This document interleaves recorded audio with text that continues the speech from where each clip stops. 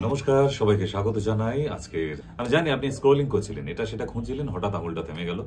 আর থেমে গেল যখন আমি জানি পুরোটাই শুনবেন না। ছোট্ট সময় নেব, এত বড় বড় সময় নিয়ে আসেনি।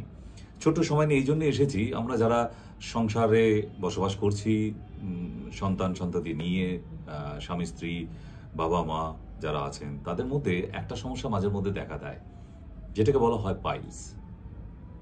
মেডিকেল টার্মস এটাকে পাইলস বলা হয়, আর বাংলায় অর্শ বলা হয়। আপনারা কি জানেন যে এই অসুখটার নাম অর্শ কেন হলো? ছোট্ট ইতিহাসটা বলে রাখি, অনেকেই জানতেন না, জেনে নিন। একটা সময় যখন যুদ্ধে সৈন্যরা অংশগ্রহণ করত, তাতে এক একটা বাহিনীর ভাগাভাগি থাকত। পদাতিকে পায়ে হেঁটে একটা বাহিনী থাকত, একটা গজবাহিনী হাতির পিঠে,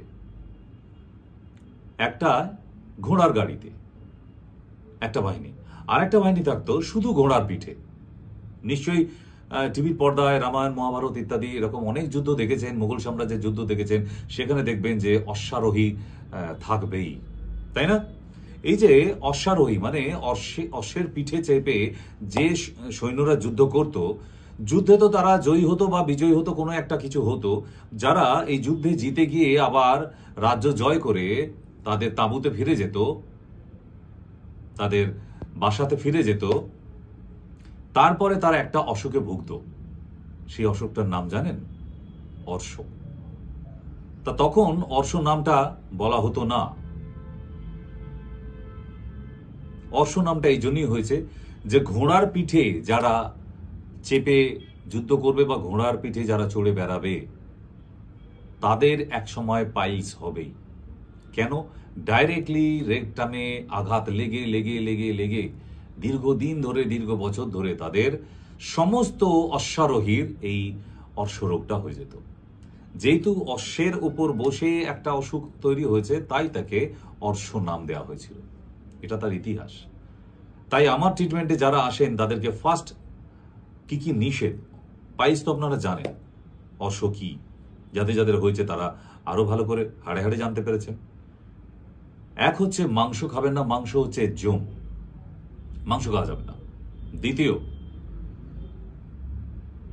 আদা কোনো সবজির মধ্যে দেবেন না। তৃতীয়, সাইকেল চাপা যাবে না। চতুর্থ, অ্যালকোহল মদ্যপান করা যাবে না। এই চারটে নিষেধাজ্ঞা আপনাকে মানতে হবে, তবেই আপনি এই অসুখ থেকে মুক্তি পেতে পারেন, নচেত নয়। কোনো ডাক্তারের 14 পুরুষের দম নেই আপনাকে ভালো করে দেখাতে পারে। আর যদি বলেন আপনি যে অপারেশন করে নেবেন, অপারেশনে যদি ভারতবর্ষের কোনো ডাক্তার পাইলসকে অপারেশন করে সারিয়ে দিতে পারে, আমি ডাক্তারি ছেড়ে দেব। কারণ যেটা হয় না সেটাকে মানতে হবেই আপনাকে। কারণ যারা অপারেশন করেছে তাদের গিয়ে খোঁজ নিন, একবার নয় 2-3 বার হয়ে গেছে তাদের, এখনো অর্শে ভুগছে। তার মানে এটা প্রতি বছর অপারেশন হবে, আর প্রতি বছর আবার পরের বছর ফিরে আসে। কেন? কারণ এটা রুট থেকে আপনারা ট্রিটমেন্টটা করেন না বলে। কারণ সব অসুখের একটা রুট আছে, শিকড় আছে। সেই জায়গায় যদি আপনি চিকিৎসা না করেন, কোনোভাবেই আপনার সম্ভব নয় সেই অসুখটি থেকে মুক্তি পাওয়া। ঠিক? তাই যারা এই অসুখে ভুগছেন, একটা ছোটবেলা থেকে হয়। কেন হয়? যাদের কোষ্ঠকাঠিন্য থাকে, মারাত্মক পাথরের মতো শক্ত পটি হচ্ছে, সেটা ছোট্ট বাচ্চার হলেও তার অর্শ হয়ে যাবে, বড়দের হলেও তাই হবে। যারা জল কম পান করেন তাদের ক্ষেত্রে এই অর্শ হওয়ার সম্ভাবনা অনেক বেশি। কেন? হজম হয় না, স্টুল হার্ড হয়ে যায়।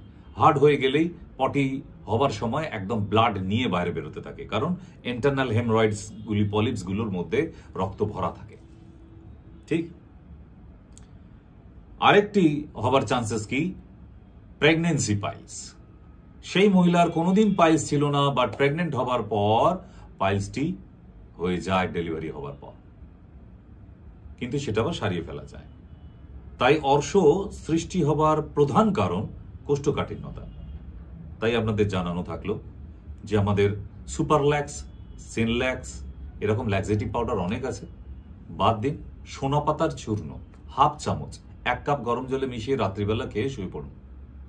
আপনাকে কোনো ল্যাক্সেটিভ পাউডার খেতে হবে না, দেখবেন সকালবেলা পটি একদম সফট, স্মুথ, আপনার পাইলস হওয়ার কোনো চান্স নেই। ঠিক? দ্বিতীয়, ঝাল ঝাল খাবার একটু ত্যাগ করতে হবে, শুকনো লঙ্কা একদম চলবে না, আর আদা একদম খাবেন না। এই জন্যই মাঝের মধ্যে অনেকে দেখবেন যাদের অশ্ব আছে, আপনারা ফিল করবেন নরম সোফার মধ্যে বসলেও মনে হচ্ছে যেন পাইসের মধ্যে কেউ কাঁটা বিঁধিয়ে দিচ্ছে, মনে হয় না আমি অক্টোপাসে বসছি। তো সেই খাওয়ার অভ্যাসটা যদি আমরা ঠিকঠাকভাবে রুটিনে আনতে পারি, তাহলে কিন্তু আমরা পাইলস থেকে মুক্তি পেতে পারি। আমি কয়েকটা হোম রেমেডিস বলে দিই। পেঁয়াজের সাথে পেঁয়াজ রস 1 চামচ, তার সাথে টক দই সকালবেলায় একটা কাপের মধ্যে মিক্স করুন আর খেতে থাকুন প্রতিদিন। যদি দেখেন যে ব্লিডিং যুক্ত পাইলস, রক্ত পড়ে, 1 দিন 2 দিন ছাড়াই রক্ত আসছে অনেকটা, এতে কি হবে, হিমোগ্লোবিন ডাউন হয়ে যাবে। তাই দুর্বাঘাস চেনেন আপনি, তার সঙ্গে গাঁদা ফুলের পাতা আর বিষহরি পাতা বেটে নিয়ে 1 চামচ সকালবেলা খালি পেটে খেতে থাকুন 10-15 দিন, দেখবেন আপনার পুরো ব্লিডিং বন্ধ হয়ে গেছে একদম। আমি কোনো ডক্টরের কাছে না গিয়ে যাতে আপনি ভালো থাকেন, আমি তার উপায়গুলো বলে দিচ্ছি। সিদ্ধ খাবার চেষ্টা করুন, বেশি ঝাল খাবেন না। আর যদি রোজ টক দই পেঁয়াজ রস না পাওয়া যায়, বাঁধাকপি পাতার রস 1 গ্লাস করে প্রতিদিন সকালবেলা খালি পেটে। মূলো থেকে রস বের করে নিয়ে সামান্য মাখন মিশিয়ে যদি খান, তাহলেও কিন্তু আপনার পাইলস ভালো হয়ে যাবে। এতগুলো পদ্ধতি আছে, আপনি যে কোনো একটা পালন করুন, আপনি দেখবেন ওষুধ ছাড়াই আস্তে আস্তে ভালো হয়ে যাচ্ছেন। অপারেশনের কথা কোথায় ভাবছেন? অপারেশনে এটা সারানো যায় না, আপনাকে ডেফিনেটলি বলছে, 100 নয় 1000% অ্যাসুরেন্স দিয়ে। আর যদি অপারেশন করে ফেলেন, তাহলে দেখবেন পরের বছর আবার ফিরে এসেছে। তাহলে আমি কেন যাব? বোঝা গেছে? তাহলে পাইলস থেকে মুক্তি পেতে আপনাকে এতগুলো পদ্ধতি বলে দেওয়া হলো। আচ্ছা, পাইলস এবং ফিস্চুলাকে এক করে ফেলবেন না। আমি কিন্তু আজকে ফিস্চুলার টপিকে আসিনি, এরপরে আছে ফিশার, ওগুলো আলাদা আলাদা। সাবস্ক্রাইব করুন, না হলে আপনি খুঁজে পাবেন না। এটা সাবস্ক্রাইব থাকলে আপনার কাছে নোটিফিকেশন পৌঁছাবে। নতুন এরকম ছোট্ট ছোট্ট টিপস নিয়ে আমি হাজির হই প্রতিদিন। কোনো না কোনো নতুন টিপস আপনাকে পাবেনই, কোনো না কোনো টপিক নিয়ে।